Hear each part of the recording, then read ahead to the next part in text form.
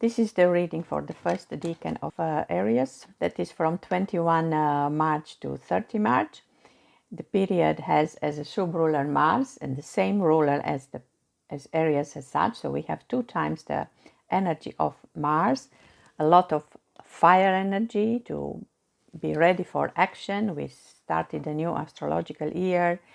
It's spring, so we are ready to go, ready to act. And in the card that is associated with this period, we see the Two of Wands. We see a young version of the Emperor being associated with Aries, on the top of a tower we can think of, the tower from Tarot, which is associated with Mars. And he is making new plans, he is dreaming. It's in a moment of freedom, of choice. When you are done with some plans and you start planning for the future, he already owns this wand here, showing that this is his place, and he keeps only the other one in the hand, like I'm looking forward. And if we look at the card before, we even see younger versions. These are his own dreams, and now he's mature enough to start planning and to really make the steps in order to achieve his dreams. And it's very obvious it's his own path. He's not even sharing with anybody else at this point, but maybe in time, because this is the tarot after, once he becomes even more sure of himself and maybe even more mature, then he will be willing to share his dreams.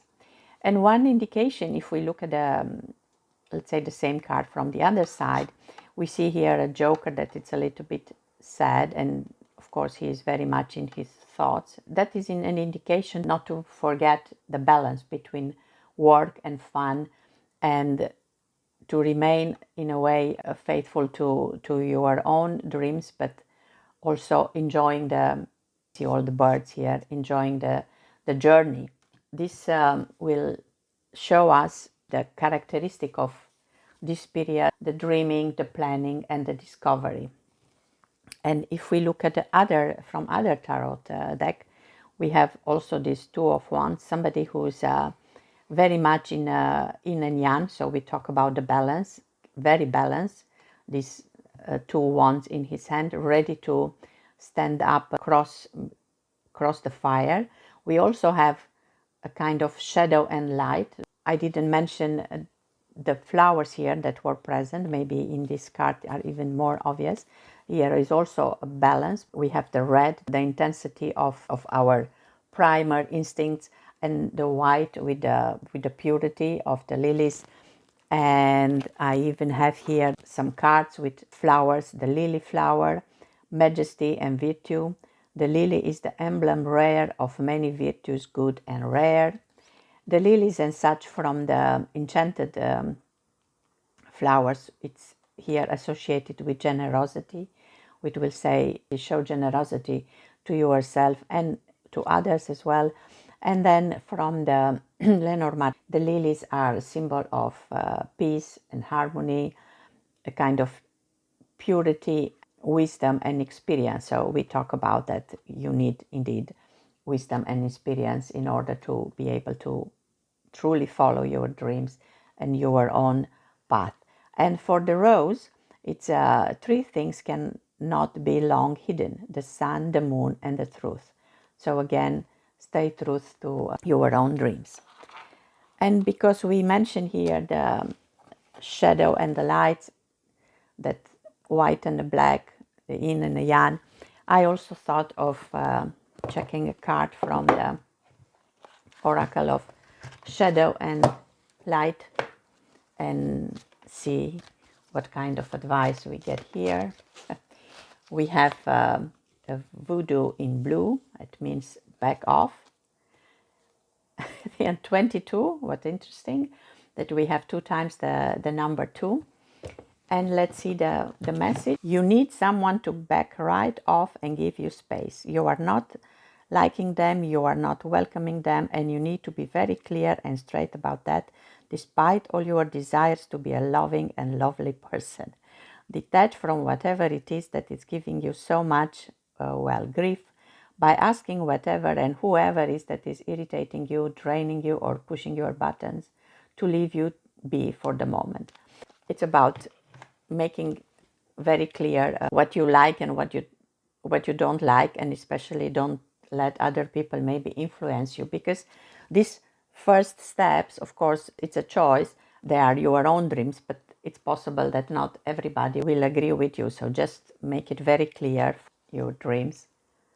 I found it was so interesting that we have the 22, even this is a magic number, even more stronger energy.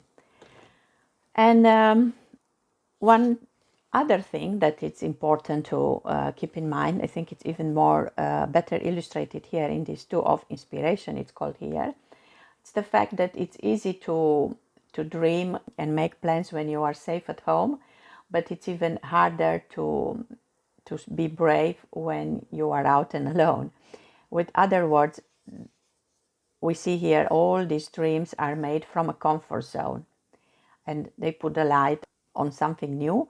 But indeed, it's a choice between the comfort zone that we think we know, and I think this card is even more appropriate to talk about the comfort zone of the house, the things that we know and then we dream, and then having the courage to find this balance in us, and then really take the steps and fulfill our dreams. It's the difference between part of dreaming and trying to manifest things, and then the fulfillment. Just make the first steps and trust that these long-term plans will worthwhile the investment that you made. And of course, you need to be curious and, and powerful, burning all the connection with the past. Okay, I should have kept this card here, because it's also about back off and burn the connection with the past, and then use the other wand as a magic wand to show you the way. And from another tarot card, we have this hare that's here ready to run, also spring symbol, and we see the lilies again here. And what I see in this, and in this card is even more obvious, it's the green color. It was present in other cards as well. It is associated with the decisions that we made in our heart. Of course, the planning is very much in our head, but we also have to work from our heart. And we had a generosity card here. And because it's about the heart, I was thinking of a mudra maybe for awakening the energy of the heart. Okay, the brilliance.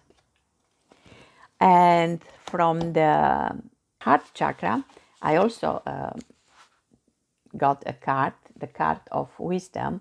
But the card as such here has an interesting story about this young Buddhist. The young one was asking the grandfather how to grow old with wisdom. The elder answered, "You must learn from mistakes. Before you worry about something, ask yourself if it will be important in the future. Enjoy your present form, as we all change with them." Beautiful story about transformation. And I think this is really where we are with these cards, in a moment of waiting between what we did, the past and the future, finding the balance, feeling free, investing in ourselves maybe. So this wisdom card, I think it's very appropriated about trying to do things on your own and not asking others. And on another deck, the Two of Fire, is you have come into your own, and now new partnership and contracts continue to move forward. A kind of advice to find kindred hearts, people who maybe give you advice at one point. It's not that you cannot do it on your own. It's not that you are not following your own path, but it's nice to have advice from time to time, because it's a number two in the end.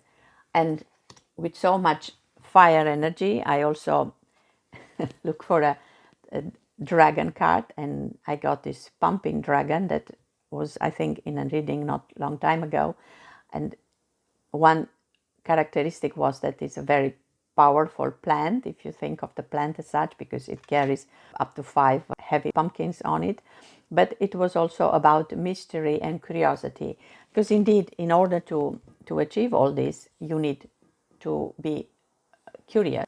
This was an invitation to follow the signs. In this way, you discover new friends, new partnerships, maybe from time to time brainstorming with others about how to achieve your plans. To end this, I was looking at the Two of Wands in the Divine Throat, the story of Janus, that was the Roman god of beginnings. And what is interesting here is that it was not a god from the beginning. He used to be a mortal. And we see him here with one head to the past and one head to the future. And he became a god because at one point Saturn, the god of agriculture, was overthrown by his son Jupiter, and then he looked for a place to stay, and he ended up in Latium, and he was the king at that time in Latium. He worked very nicely with Saturn, and then Latium became so evolved that actually end up being Rome. This is why he became the god of gates and the god to connect people with all the other deities of the Roman pantheon. I see this also a sign that even a man can become a god. I mean, what makes you god? It's not necessarily the way you are born, like we see here, the dreams that you have, the balance that you find, being courageous enough to go through fire, making the right choices. I even see here this spectrum, or this wand here is more like a key, and maybe the key to yourself, learning from the past, looking into the future, the wisdom, the generosity, being willing to leave your comfort zone to deal with your shadows, and I think not forget about your purity, the internal peace, the harmony, dealing with the fire, because that's what this sign is mostly all about. Thank you for watching.